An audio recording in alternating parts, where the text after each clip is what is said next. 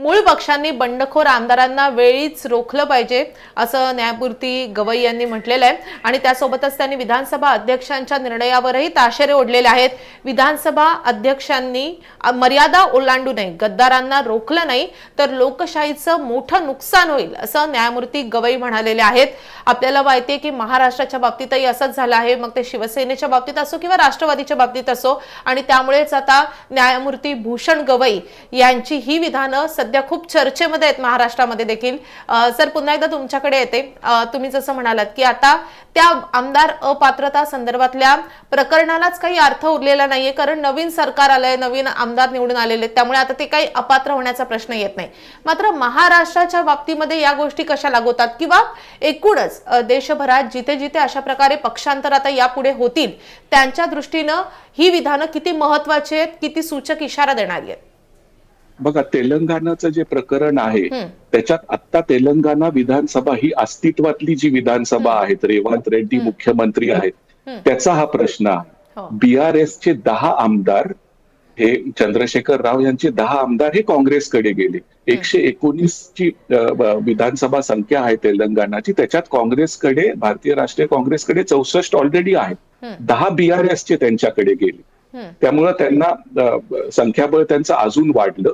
पण तेलंगणा हायकोर्टनी ह्याच्यावर स्टे दिला होता, त्यामुळे आतापर्यंत अपात्रतेबद्दल काहीच निर्णय होत नव्हता। पण आता सुप्रीम कोर्टाने जस्टिस गवईंनी डायरेक्ट केलं आहे तेलंगणाच्या विधानसभा अध्यक्षांना की तुम्ही ह्या आमदारांबाबत 90 दिवसाच्या आत, म्हणजे कालपासून 90 दिवसात, 3 महिन्याच्या आत तुम्ही ह्यांच्याबद्दल जो काय आहे तो निर्णय द्या। आता तो निर्णय जेव्हा अध्यक्ष देतील त्याच्यानंतर ते परत मॅटर हायकोर्टात जाईल, सुप्रीम कोर्टात येईल, ते प्रोसेस होईल।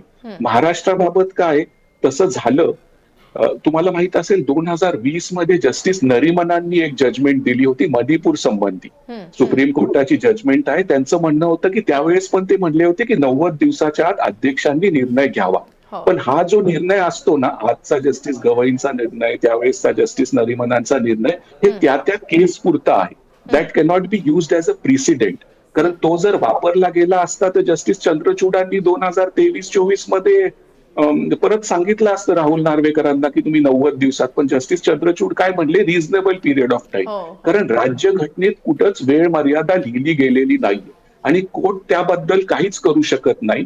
तुम्हाला कॉन्स्टिट्यूशन म्हणजे घटना अमेंड करावी लागेल, कॉन्स्टिट्यूशनल अमेंडमेंट आणावी लागेल, घटना दुरुस्ती करावी लागेल आणि त्याच्यात तुम्हाला स्पीकरसाठी वेळ मर्यादा ठरवून घ्यावी लागेल। आता हे कोण करू शकतं? पार्लमेंट करू शकतं। तर पार्लमेंट का करत नाहीये ते? आता पार्लमेंटमध्ये पण सगळे राजकारणीच आहेत शेवटी। तर आता जस्टिस नरिमनांनी पण म्हटलं होतं आणि जस्टिस गवईंनी पण कालच्या जजमेंटमध्ये म्हणलंय तुम्ही इथपासून सुरुवात करा। त्यांनी पार्लमेंटला सल्ला दिलाय, ते सल्लाच देऊ शकतात की आधी अध्यक्षांनी हा निर्णय घ्यायचा का नाही, इथपासून सुरुवात व्हायला पाहिजे। कारण अध्यक्ष हे एका पार्टीचे असतात आणि त्यांच्याकडून फेअर निर्णय येणं ही अपेक्षा कमीच आहे, कारण कितीही जरी झालं तर ते एखाद्या वेळेस त्याच्या पार्टीकडे त्यांचा झुकाव असू शकतो। तर आता पार्लमेंटला ह्याच्यात हे करावं लागेल, हस्तक्षेप करावा लागेल, कारण आज हे काही ठिकाणी होत आहे, उद्या कोणाच्या दुसऱ्या ठिकाणी होईल आणि सगळ्यांनाच त्याचं शेवटी नुकसानच आहे। तर पार्लमेंट शुड नाव डिसाईड, पार्लमेंटनी आता ह्याच्यावर घटना दुरुस्ती आणावी आणि अध्यक्षांना, एक तर अध्यक्षांनी हे निर्णय घ्यावा का नाही, जरी त्यांनी तो घ्यायचा असला असं घटना म्हणती आहे आता तरी, तर तो किती दिवसात घ्यावा ह्याची वेळ मर्यादा देणं खूप गरजेचं आहे। नाहीतर जस्टिस गवईंची कालची जजमेंट, जस्टिस चंद्रचूडांनी पण शेवटी राहुल नार्वेकरांना खूप दिवसांनी सांगितलं की तुम्ही जानेवारी पर्यंत ठरवा, जानेवारी 2024 पर्यंत ठरवा। जस्टिस नरिमनांनी त्याला काय अर्थ राहत नाही ना, कारण त्याच्यात घटना दुरुस्तीच व्हावी लागेल आणि घटना दुरुस्ती झाली आणि त्याच्यात वेळ मर्यादा निश्चित करण्यात आली तरच ते मग फॉलो होईल। अच्छा, मात्र हे जे प्रकरण आहे ज्याला तसा काही अर्थ उरलेला नाहीये, मग अशा प्रकरणांचं नेमकं होतं काय? कुठेतरी जाऊन त्यावर काहीतरी टिप्पणी करावी लागत असेल सुप्रीम कोर्टाला, काय होतं अशा प्रकरणांचं? तेलंगणाला अर्थ उरलेला आहे, कारण नाही, महाराष्ट्राच्या प्रकरणाविषयी बोलते मी। हो, तर महाराष्ट्रातला अर्थ, कारण महाराष्ट्राचं कसं असतं, हे जे डिस्क्वालिफिकेशन होतं व्हायलेशन ऑफ 10th शेड्यूलचं, ते डिस्क्वालिफिकेशन ती विधानसभेची टर्म संपेपर्यंतच होऊ शकतं, त्याच्या आधी होऊ शकतं। ते भलं 10 दिवसासाठी होईल, 2 वर्षासाठी होईल। महाराष्ट्र बाबतीत ते काही कारणास्तव झालं नाही। आता कारण आपल्याला माहित आहेत, हो. 2023 मध्ये अध्यक्षांना सांगितलं गेलं मे मध्ये मुख्य जजमेंटमध्ये की तुम्ही लवकर आमदार अपात्रतेबद्दल ठरवा. हो. त्याच्यानंतर अध्यक्षांनी वेळ लावला. मग परत सुप्रीम कोर्टात सुनील प्रभू आले उद्धव बाळासाहेब ठाकरेंच्या वतीने.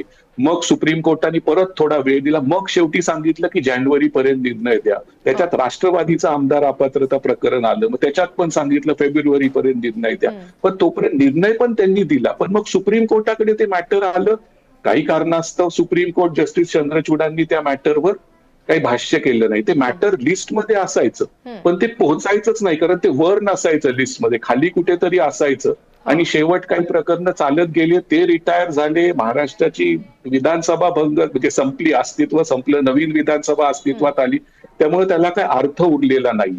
त्यामुळे जर पार्लमेंटनी घटना दुरुस्ती केली आणि अध्यक्षांना सांगितलं की तुम्ही 3 महिन्याच्या आत, 2 महिन्याच्या आत, 30 दिवसाच्या आत निर्णय घ्यावाच लागेल तुम्हाला, तर मग महाराष्ट्रात ते झालं नसतं. आता लवकर शहाणपणा सुचावा आपल्या लोकप्रतिनिधींना, त्यांनी हा कायदा करावा. कारण आज जर कोणाचा फायदा होत असला तर त्यांचाच उद्या नुकसान पण होऊ शकतं. देशहितासाठी त्यांनी वेळ मर्यादा घालून द्यावी घटना दुरुस्ती करून.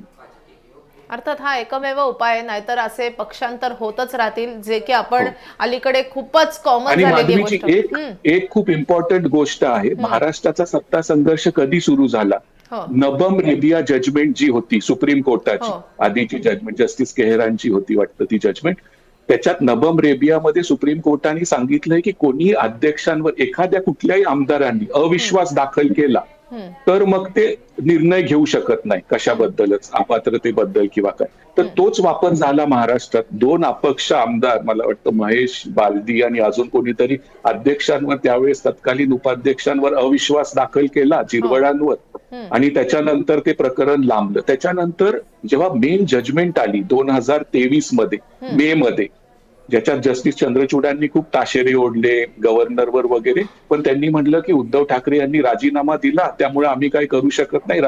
गव्हर्नरकडे पर्याय नव्हता. एकनाथ शिंदे आले, त्यांनी मेजॉरिटी प्रूव्ह केली, ठीक आहे ते झालं. पण त्यावेळेस त्यांनी सांगितलं होतं की नबम रेबिया जजमेंट आम्ही रिफर करत आहोत. तर 5 जज बेंचनी ही रिफर केली तर ही 9 जजेस किंवा फुल कोर्ट समोर जाईल. आता तो रेफरन्स पण अजून बाकी आहे. तर जेव्हा कधी फुल कोर्ट रेफरन्ससाठी बसेल, जसं राष्ट्रपतींनी एक रेफरन्स मागितला होता त्याच्यावर लगेचच आता महिन्याभरातच त्यांनी मे मध्ये रेफरन्स मागितला आणि लगेचच आता सुनावणी होत आहे त्याच्यावर. तशीच नबम रेबियामध्ये पण सुनावणी अपेक्षित आहे. कारण नबम रेबियामध्ये आपल्याला स्पष्टता पाहिजे आहे. कारण कोणी अध्यक्षांवर जर असा आक्षेप घेतला, अविश्वास दाखल केला तर ते काहीच निर्णय घेऊ शकत नाही. आणि महाराष्ट्रात त्याच्यामुळे हे सगळं घडलं पुढचं जे आहे ते ह्या तांत्रिक कारणामुळे.